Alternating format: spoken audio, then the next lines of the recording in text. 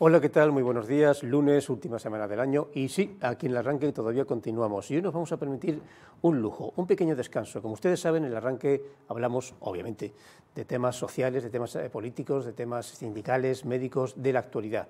Hoy vamos a hacer un paréntesis de cierta tranquilidad y vamos a hacer un pequeño balance de nosotros. Y por nosotros me refiero de Melilla, de su historia. Y por eso tenemos aquí a un buen amigo, el cronista oficial de la ciudad. Muy buenos días. Buenos días. Que vamos a hablar con él, don Antonio Bravo. Con esto de ser amigo uno no pone el nombre. Don Antonio Bravo, vamos a hablar de él, de esto, de hacer un pequeño balance de lo que ha ocurrido este año, quizás marcado sobre todo por un centenario, de lo que pueda ocurrir el año que viene y también, como decíamos en plan broma, pero bastante en serio, de su libro. Don Antonio, estamos pasando unos años difíciles porque como cronista oficial de la ciudad su papel también es público, conferencias, encuentros, reuniones, viajes.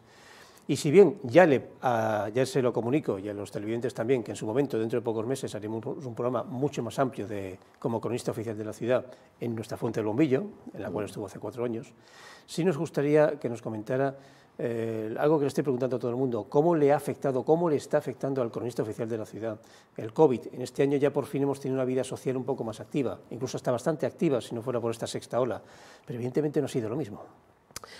No, tal vez la cuestión es plantearse tanto no lo que me afecta a mí, sino cómo le afecta a la ciudad de Melilla y a la sociedad, porque claro, uno ve en los distintos ámbitos en los que te mueves, tanto personales como profesionales, pues cómo la enfermedad ha ido calando y dejando además muchas consecuencias que no son buenas. Algunas podrían servir para cambiar o para conseguir cosas nuevas, pero otras son bastante nefastas, ¿no?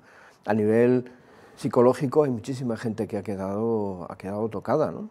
Porque su trabajo, su forma de ser, etcétera, pues estaba muy vinculada con la relación humana, con el viaje, etcétera.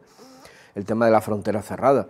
La frontera cerrada, claro, para un melillense, desde un punto de vista histórico, es cierto que Melilla estaba aislada de Marruecos en otros momentos de su historia, pero es verdad que ya lleva mucho tiempo, ¿no?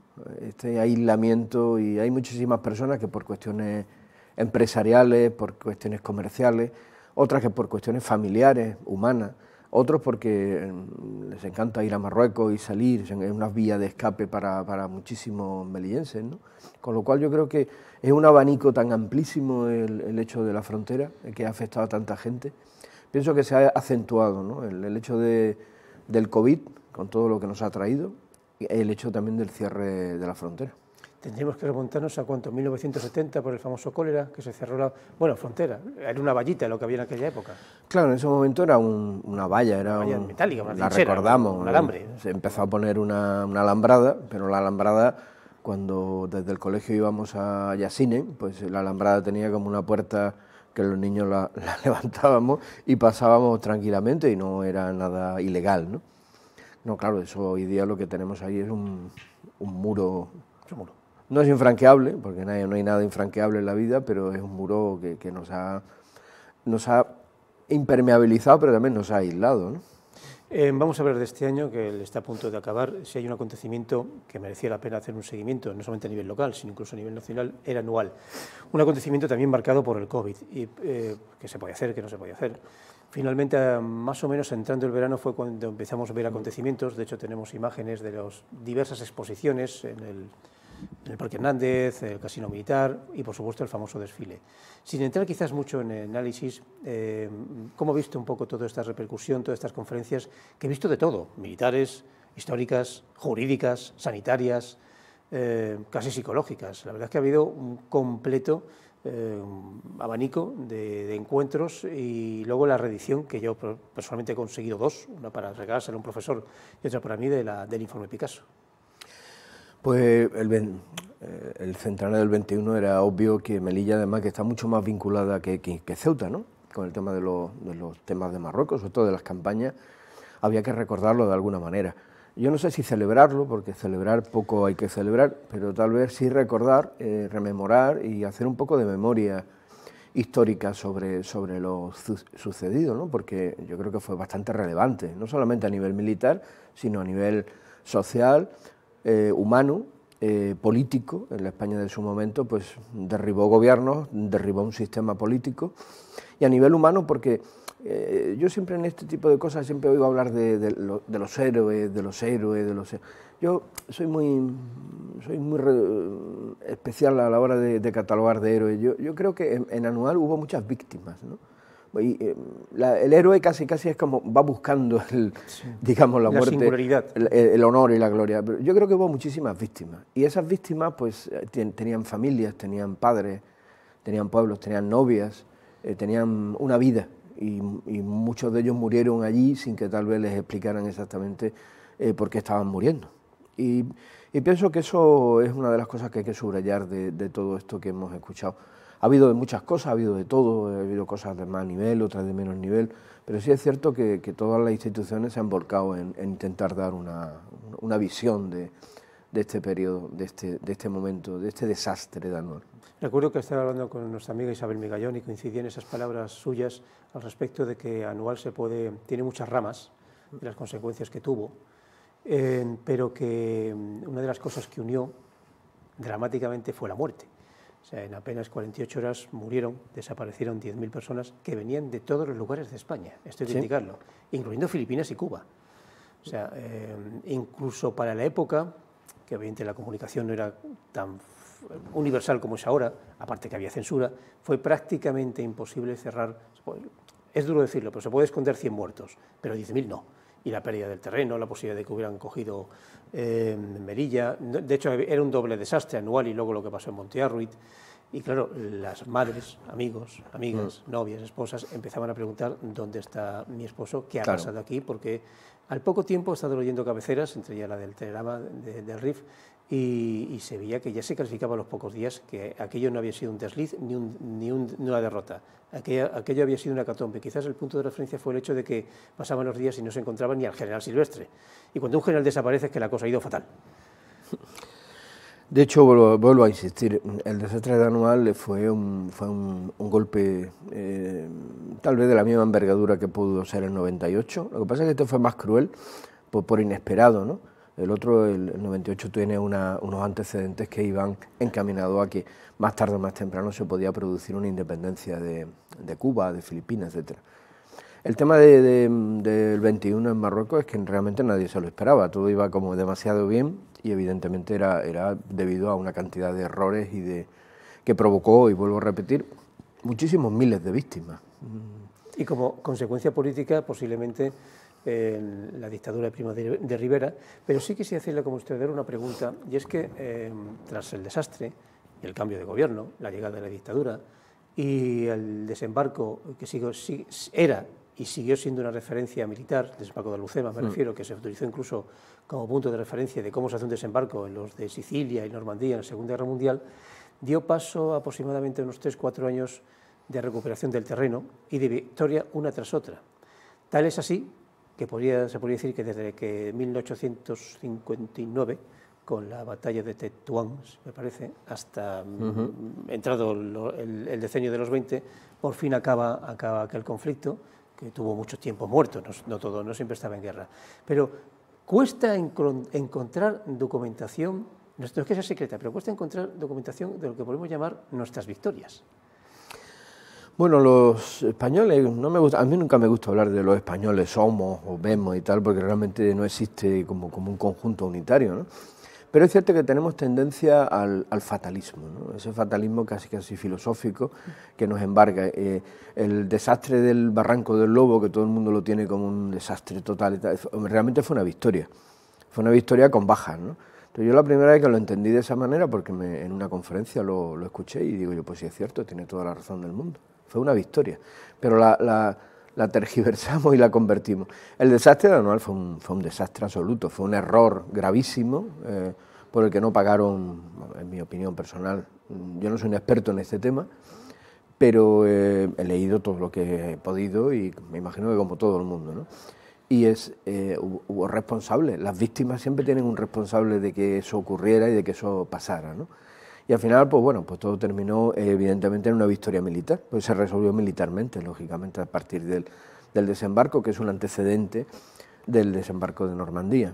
Hay técnicas, en el ejército, pues siempre las técnicas, las metodologías, digamos, bélicas, se van practicando y luego pues tienen sus efectos concretos. Pero esto no no me siento cómodo hablando porque hay gente que sabe más que yo y seguramente lo podría explicar muchísimo mejor que yo. Y sin embargo, en aquellas victorias tuvo una consecuencia, fueron tan amplias, militar, política, social y casi psicológicamente, que cuando España entra en ese difícil decenio de los años 30, la victoria de la Segunda República, por poco, el ardor y calentamiento de los 30 que tendría a lo que pasó después, al desastre de la Guerra Civil, ni en el 29 por la crisis internacional de economía, ni en el 31 por la llegada de la República, ni con la llegada de la Guerra Civil Española, no hubo nunca un levantamiento en el RIF diciendo, mira, España está ahora débil, vamos a aprovecharnos. No, realmente eso, la victoria o el conjunto de victorias sucedidas en los años 20, desde el punto de vista militar, también lo fue desde el punto de vista político, social y casi psicológico. El RIF no se volvió a levantar. Pero por cuestiones obvias, realmente yo pienso que se habían producido una serie de enseñanzas, ¿no?, sobre cómo había que actuar, sobre de qué manera había que controlar, desarmar y sobre todo controlar a través de las intervenciones militares y a través de, digamos, de una estructura, en este caso de protectorado colonial, que se implanta precisamente para pacificar, porque la pacificación en sí era un objetivo de la colonización, lógicamente, no puede estar colonizando y al mismo tiempo estar en guerra permanentemente. De todas maneras, el ciclo de las guerras de Marruecos es amplísimo, como bien ha dicho usted hace un momento. Yo en el libro, ya que lo citó antes, es un libro que es el reflejo en monumentos públicos, en relieves públicos, sobre las distintas guerras que España ha tenido, eludiendo las guerras civiles en el exterior, ¿no? Y entonces, claro, hay desde las guerras que España, el periodo loco de Isabel II, con intervenciones en México, en Cochinchina, esas intervenciones que hay que explicarlas porque dicen, bueno, ¿qué hacíamos nosotros en Vietnam, ¿no? Y a partir de ahí, y voy a lo que usted dijo, el tema de Marruecos, claro, en el 59, cómo la guerra de Marruecos del 59-60 se toma como una guerra nacional en la que todo el mundo participa, en la que todo el mundo opina, en la que todo el mundo agasaja a los héroes que vuelven de la guerra y se les agasaja en Madrid, pero también en Cataluña, porque Cataluña vivió la guerra de Marruecos del 59 de una manera muy especial, a través del general Prim, catalán, progresista, y de los voluntarios catalanes, que tienen una participación, que eso se ve reflejado en distintos monumentos que existieron y existen en Cataluña. Y luego el ciclo de esa guerra, de ese conflicto con Marruecos, en el 93. Estamos lejos todavía del protectorado, pero en el 93 tenemos aquí la campaña de Margallo, también por cuestión de límite. La guerra del 59 también había sido por problemas de límites con Ceuta. Y luego ya en el año 9 tampoco estaba el protectorado efectivo, o sea que no había una orden internacional de actuación. ¿Este aparece con el Tratado de Algeciras? Sí, bueno, la campaña del 9 fundamentalmente se lleva a cabo porque la ciudad había crecido mucho y además había unos intereses mineros que llevaban a la penetración en la zona, ¿no? Pero a mí lo que me ha interesado en el libro es ver qué reflejo ha dejado cada una de esas contiendas. O sea, la guerra del 93 tiene un reflejo muy limitado, pero la guerra del 9 sí tiene un enorme reflejo, porque la campaña del Barranco del Lobo además suena así contundente, el Barranco del Lobo, y eso hace que haya muchísimas esculturas y monumentos que se empiezan a hacer por toda España. En Madrid hay un reconocimiento en el Parque del Oeste, a través de una serie de los principales personajes son representados en esculturas y en monumentos. Pero claro, las guerras también agotan, los ciclos, digamos, iconográficos también agotan. Y claro, es que la guerra sigue, en el 11, en el 13, en el 17 siguen muriendo personas. Cuando llegamos al 21 es lo inesperado. Cuando en el fondo lo que se estaba esperando es que acabasen el ciclo, es que en ese momento se reaviva el incendio. Y a partir de ahí hay una suma enorme de monumentos que se van realizando por toda España, porque hay muchísimos muertos por toda España. Y el ciclo se agota, ya se agota de una manera porque también se prolonga demasiado. Desde el 21 hasta el 26 son muchos años. Terminaba bien, pero agotando también la paciencia de una sociedad que llevaba levantando monumentos a los héroes de Marruecos desde el año 9. Y claro, eso se percibe muy bien cuando vas comparando las épocas, ¿no? Y vas viendo cómo al final ya no hay ese fervor inicial por rememorar a esos fallecidos, ¿no? Otro de los derrotados, siempre se ha podido indicar, quizás ha pasado un poco en segunda línea. A Abdelkrim se le recuerda más por la victoria en cuestión que por su derrota política. Quiero decir, tuvo en su mano, ejerció en cierto modo una breve, difusa república de los bereberes en el norte de África, del Tamasí, de los tamasí parlantes, del Rif. Pero fue bastante difusa y por supuesto duró poquísimo. No la quería nadie, no la quería España, no la quería Francia y no la quería el sultanato, los señores de la guerra marroquíes que buscaban otra línea. Estaba muy solo y tan solo que en cierto modo perdió el apoyo de hasta sus propias tribus porque quizás, pregunto, no entendían ese concepto de independencia rifeña, que eso lleva a toda una estrategia política y una estructura política de la cual carecían. Eran guerreros excepcionales, pero a la hora de la verdad, llegado el caso, se iban a sus lugares para sembrar, tal y cual, y desaparecían. ¿Fue también un gran derrotado? Bueno, a posteriori de Anual, porque su idea estratégica terminó por desaparecer. Sí, evidentemente no sabemos lo que Abdelkrim pensaba, ¿no? Aunque hay muchísimo publicado y reciente, ¿no? Lamentablemente no casi nada en español, porque lo que se va publicando en español es repetitivo y siempre incidiendo en lo mismo, pero otros análisis que se están haciendo sobre un poco el pensamiento político, sobre la organización, la estructuración de lo que intentó ser esa república rifeña, nos llevan a pensar que efectivamente fue una cosa de tipo revolucionario, o sea, fue un fenómeno revolucionario, porque Abdelkrim rompe con todos los parámetros en los que se había movido, digamos, la estructuración del poder en Marruecos, en lo que en ese momento es Marruecos, obviamente al margen del poder tradicional marroquí, del sultanato, como un elemento de cohesión, ¿no? En este caso, pues, alauí, y claro, eso es un movimiento revolucionario, eso hay que entenderlo de esa manera, que se materializó frente a España, contra España en esta guerra, y que muere en el momento en el que evidentemente se emplean a fondo para que eso desaparezca. La soledad esa, hombre, yo siempre pensaría en Francia. Francia nunca ha hecho ni mucho esfuerzo por ayudar a España en absolutamente nada en relación a lo que fue la colonización española en Marruecos. Entre otras cosas, pues porque casi no entendía por qué razón España tenía que tener un protectorado, ¿no? Cuando España en ese momento no era un país de primer orden. Y Marruecos realmente no va a hacer nada hasta que ya ve peligrar y ve que se puede convertir en un momento peligroso, en un hecho que sí le afecta a sus intereses, y en ese momento es cuando ya se produce, digamos, el principio del fin, porque ahí ya estaba cercado. Entonces me recuerda levemente, muy levemente, que no se saquen conclusiones, al tema de ETA, ¿no? Durante mucho tiempo Francia decía, bueno, mira, esto no es una cosa que a mí me afecta demasiado, y a España, a fin de cuentas, bueno, pues... Sí. Hablemos un poquito de su libro, que me resulta muy particular, porque España realmente, desde los Reyes Católicos, hemos estado en veredas bélicas para enumerar. Bien conquistando o reconquistando Europa, bien conquistando América, bien manteniéndola, bien perdiéndolas. Después la llegada de los Borbones, la guerra de sucesión, que fue casi más interna que otra cosa, aunque conseguimos, si mal no recuerdo, Portugal, que durante un tiempo estuvo dentro de la nación española. Luego el famoso punto de inflexión del Tratado de Utrecht, que ya no dejamos de ser quienes éramos, en cierto modo. Luego las guerras con nosotros mismos, que carlistas, que las revoluciones, etc. Pero sí, ciertamente nos metimos en algunos berenjenales muy raros. Y uno de los que me resulta más curiosos, salvo que quiera enumerar alguno más, es el de la Conchinchina, que incluso hay muchos historiadores que no lo conocen, porque creo que ahí nos engañó Francia, y además públicamente, y tengo entendido que hay tumbas de soldados españoles allí. Un cementerio. Un cementerio, hay un cementerio de soldados españoles.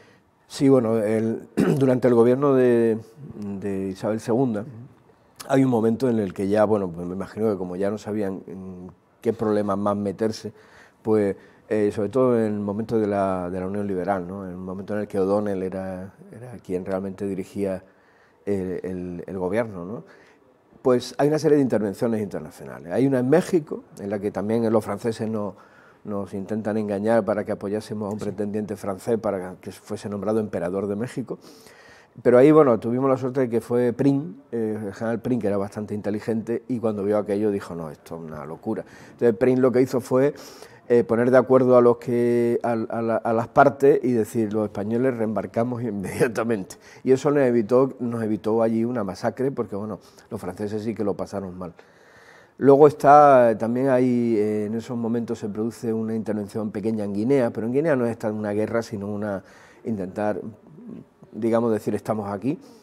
Hay también una intervención en Portugal, en esta época, la época de Oporto, es anterior a este periodo, pero también en el siglo XIX, intentando ayudar a la reina, pero hay el Marqués de Duero que llega a Oporto.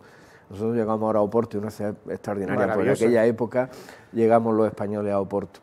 Y está Cochinchina, y aquello fue efectivamente, los franceses tenían un objetivo estratégico que era ocupar, empezar a ocupar territorios en lo que hoy día sería Vietnam, Camboya, y efectivamente pues los españoles estaban en esos momentos en Filipinas y parecía que nosotros teníamos algo que decir. Y efectivamente hubo fuerzas españolas, participaron junto a la fuerza francesa y en una ciudad que hay en Tocuán, pues hay un cementerio de soldados franceses y españoles, pero todavía están las tumbas de los soldados españoles allí, visibles, porque además están en un estado absolutamente cuidado y óptimo. Cosa rara, ¿eh? No, la cultura vietnamita en eso es muy, muy, muy cuidadosa, el respeto a los muertos. Nada que ver con el vandalismo, que se supone que bueno, son gente que vino aquí a invadirnos y tal, y hay que vandalizar las tumbas. No, no, en absoluto, aquello está absolutamente impecable. Volvemos a Melilla, y en ese aspecto siempre estaba el tema histórico, porque Melilla la verdad es que tiene mucha historia, es una ciudad histórica, en el amplio sentido de la palabra, nos pesa la historia. Pero en Melilla, como por cierto en otros muchos lugares de España y por no decir del mundo, el melillense... no digo un desprecio, no sé el término, pero sí le da un poco de espalda a su propia historia o se basa siempre un poco en las cosas típicas, la historia más cercana, o incluso hasta la más lejana, el famoso supervivencia, aquel periodo de varios meses que celebramos por la resistencia de los melillenses en 1774, me parece, si mal no recuerdo. ¿Nos falta estudiar nuestra propia historia, que es mucho más amplia de lo que queremos? Nos falta romper complejos, muchísimos complejos. Mejor dicho, sí. Primero, a ver, es totalmente aceptado que todo el mundo piensa que la iglesia más bonita del mundo es la de su pueblo, pero me refiero a cualquiera, de cualquier ciudad de España y del mundo, ¿no? Uno siempre tiene lo mejor, la mejor plaza de toros, el mejor teatro romano, el mejor... ¿Qué ocurre con esto? En Melilla creo que tenemos el complejo de decir, bueno, sí, en Melilla arquitectura modernista, Melilla la Vieja, pero en el fondo no somos capaces de, digamos, de creerlo. Y yo le cuento a usted mi experiencia con respecto al tema de patrimonio. Yo empiezo aquí, o sea, mi campo de trabajo siempre ha sido Melilla. Y cuando empiezo a estudiar fortificaciones, pues tengo que estudiar cómo son las fortificaciones. Y gracias a eso, gracias a Melilla, y gracias a haber estudiado las fortificaciones de Melilla, me ha generado una metodología y una capacidad de trabajar sobre cualquier fortificación del mundo. Y de hecho ahora no estoy trabajando tanto en Melilla como en Argelia, en Orán. Los sistemas defensivos de Orán y el periodo español de Orán es fundamentalmente lo que ahora mismo estoy trabajando, ¿no? En varios proyectos. ¿Y por qué estoy allí en Orán? Pues porque Melilla me ha dado esa oportunidad. Y nos vamos al modernismo. Estudiar el modernismo, el Art Deco, cómo se estructura todos los estilos de la primera mitad del 20, ¿no? Y en Melilla tenemos un muestrario impresionante. ¿Eso qué me ha permitido? Me ha permitido poder publicar sobre Marruecos, sobre Tetuán, sobre Tánger, sobre Larache, sobre ciudades que tienen procesos que son iguales o parecidos o distintos, pero la formación, la estructuración teórica, la metodología de trabajo, etcétera, me lo ha dado mi ciudad, porque mi ciudad me ha permitido tener aquí elementos como el investigador. Yo he tenido aquí mi laboratorio y gracias a eso puedo aplicar eso en cualquier otro sitio del mundo.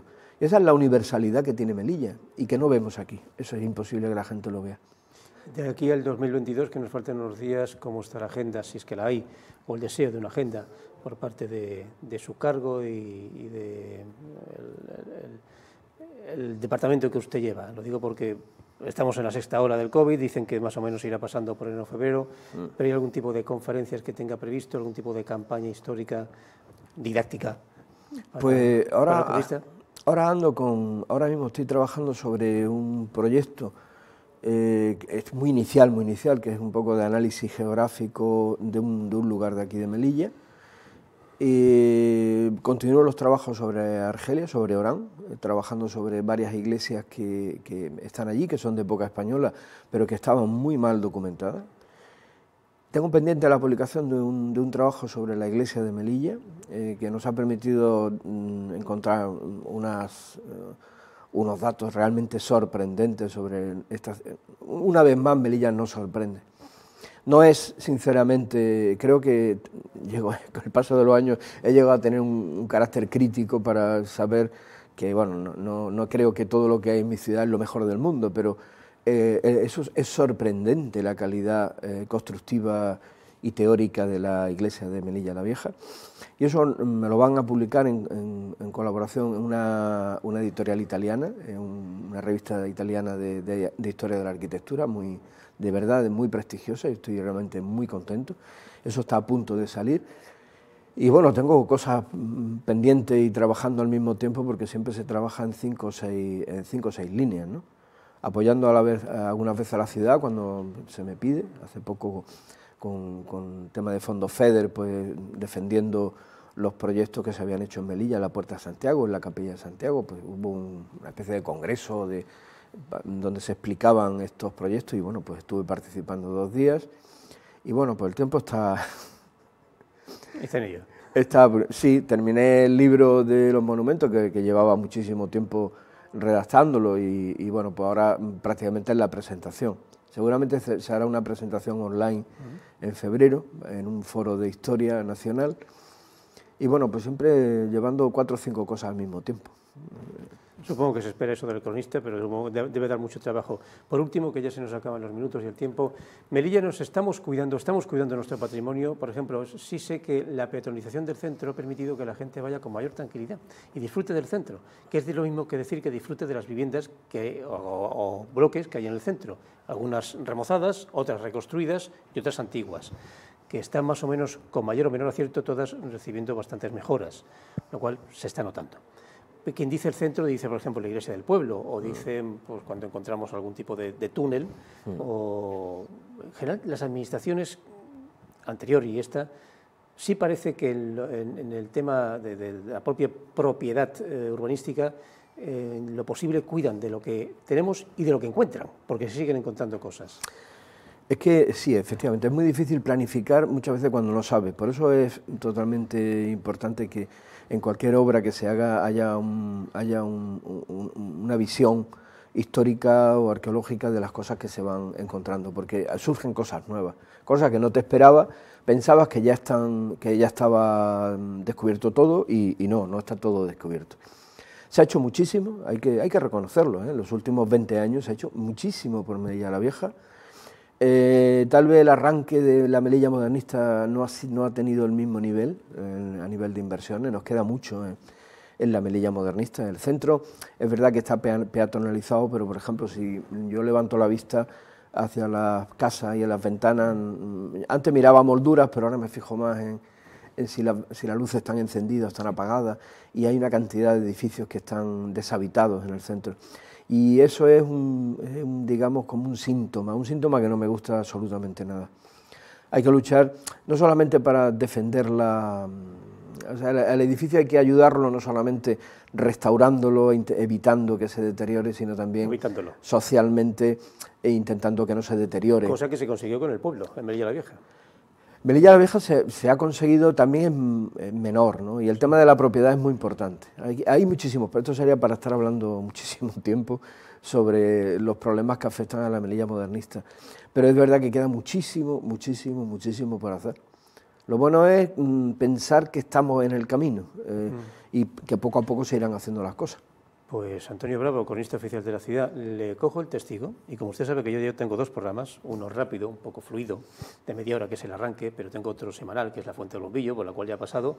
Le cojo el testigo para hablar largo y tendido de la historia actual de Melilla, de su modernismo, de su Melilla la Vieja, de cómo hay que hacerlo mejor y de cómo se está haciendo, y también de sus libros, faltaría más. Así que de aquí a unos meses nos vemos en La Fuente del Bombillo. Mientras tanto, agradezco profundamente su presencia aquí en el arranque para crear una pequeña burbuja de tranquilidad en estos días, porque el arranque, obviamente, incluso su propio nombre lo indica, es un programa más activo, más enérgico, más de la actualidad, pero quería un poco de paz y enseñanza académica. Así que muchísimas gracias por estar con nosotros. Muchas gracias a ustedes, como siempre. Pues aquí lo dejamos con don Antonio Bravo y nosotros nos despedimos con el magazine que empezará en unos minutos y hasta mañana, porque el arranque en esta última semana del año continúa.